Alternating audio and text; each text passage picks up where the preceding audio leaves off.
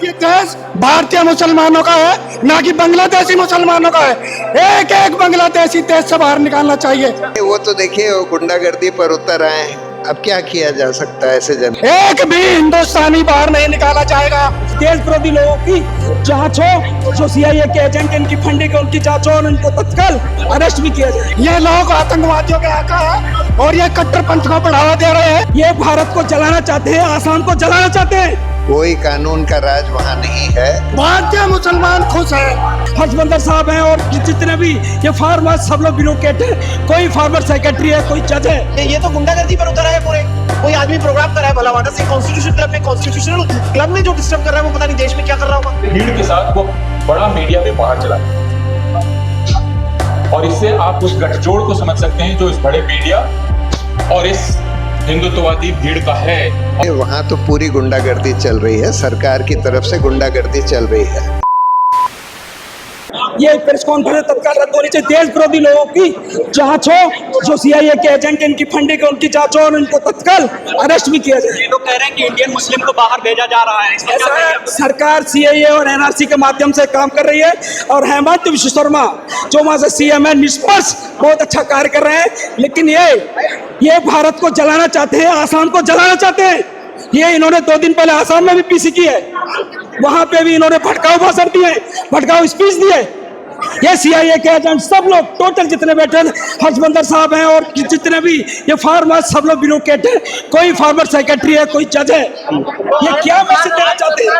आप कोर्ट में लड़िए ना यहाँ पे।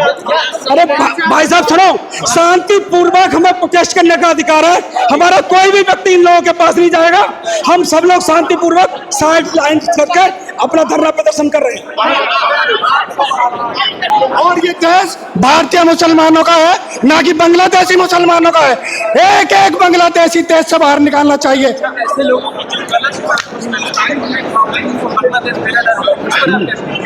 किसको?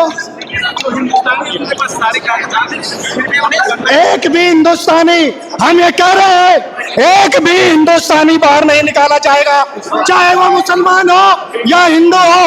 लेकिन एक भी बांग्लादेशी, चाहे वो हिंदू हो या मुसलमान हो, सारे बाहर निकाले जाएंगे। हम यहाँ पे अपना विरोध जताने आए हैं। ये लोग आतंकवादियों के आका है और ये कट्टरपंथ को बढ़ावा दे रहे हैं। हम ये चाहते हैं कि हिंदू मुस्लिम जो भारत का हिंदू मुस्लिम ये कट्टरपंथियों को बढ़ावा दे रहे हैं। ये बांग्लादेशी मुसलमान का हितैषी क्यों कर रहे हैं? जो भारत का मुसलमान है, ये इंडियन मुसलमान के लिए है। अरे इंडियन मुसलमान परेशान ही नहीं है। अरे हम क्या रहे, भारतीय मुसलमान खुश है। भारतीय मुसलमानों को कोई दिक्कत नहीं है। कृपया इनको प्रोग्राम कर लेने दीजिए, आप अपना प्रोग्राम अगले दिन रख लीजिए। कोई ऐसी बात है क्या? बीच में गुंडागर्दी, ये तो गुंडागर्दी पर उतर है पूरे। कोई आदमी प्रोग्राम कर रहा है भला मानस से कॉन्स्टिट्यूशनल क्लब में जो डिस्टर्ब कर रहा है वो पता नहीं देश में क्या कर रहा होगा। किसी तरफ से भेजो, नहीं किसी की तरफ से भी हो, पर ये गलत है बिल्कुल। इसकी अवमानना होनी चाहिए, इसको बिल्कुल कंडेम करना चाहिए। एक आदमी प्रोग्राम कर रहा है, विचार रख रहा है, आप अगले दिन विचार रखिए। What is this nonsense? आपके अगर सत्ता में है तो इसका गुंडागर्दी में उतरेंगे आप लोग। ये तो देखिए वहाँ तो पूरी गुंडागर्दी चल रही है, सरकार की तरफ से गुंडागर्दी चल रही है।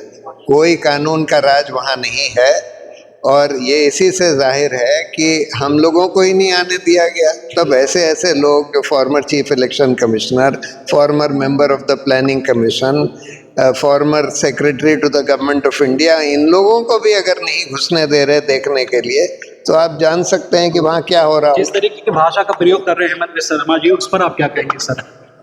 नहीं, वो तो देखिए वो गुंडागर्दी पर उतर आए हैं, अब क्या किया जा सकता है ऐसे जने के बारे में।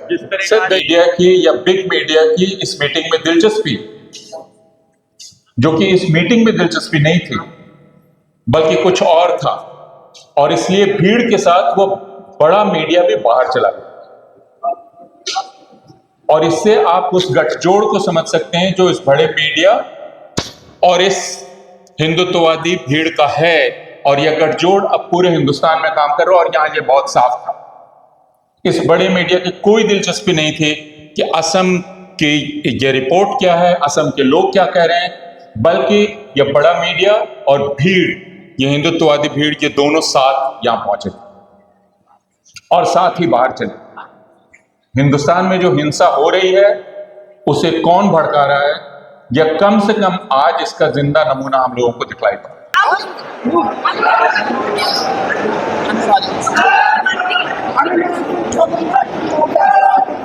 ये नहीं चाहता कि कुछ व्यक्ति बाहर जाए। तो इसी के विरोध में आप लोग क्या मैसेज देना चाहते हैं? दोस्तों, आप देख सकते हैं कॉन्स्टिट्यूशनल क्लब में एक कार्यक्रम के दौरान सारी सुरक्षा व्यवस्था को तोड़ते हुए हिंदू सेना के लोग बीच में ही घुस आए और नारेबाजी करने लगे, जिससे कार्यक्रम को बीच में रोकना पड़ा और थोड़ी व्यवस्था गड़बड़ा गई। आप देख सकते हैं कि किस तरह इन्होंने नारेबाजी की है। दरअसल यह कार्यक्रम संविधान क्लब में जन अदालत के रूप में आयोजित किया जा रहा था, जिसका विषय था असम, बेदखली, हिरासत और नागरिकता का अधिकार। इस कार्यक्रम का आयोजन Association for Protection of Civil Rights और कारवां-ए-मोहब्बत के सहयोग से किया जा रहा था, जिसमें सुप्रीम कोर्ट के वकील और हाई कोर्ट के जज भी शामिल हुए।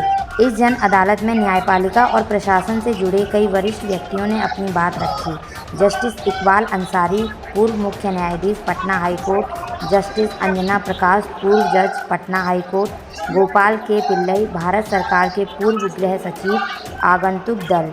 जन अदालत के अवलोकन के लिए एक प्रतिनिधि मंडल भी शामिल हुआ, जिसमें शामिल थे जवाहर सरकार IAS, पूर्व सांसद राज्यसभा, वजाहत हबीबुल्ला, पूर्व मुख्य सूचना आयुक्त, सैयदा हामिद, पूर्व अध्यक्ष महिला आयोग, हर्ष मंदर IAS, सामाजिक कार्यकर्ता, प्रशांत भूषण, वरिष्ठ अधिवक्ता सुप्रीम कोर्ट, फव्वाद शाहीन, शोधकर्ता APCR। इस महत्वपूर्ण संवाद का संचालन दिल्ली विश्वविद्यालय के प्रोफेसर अपूर्वानंद कर रहे थे।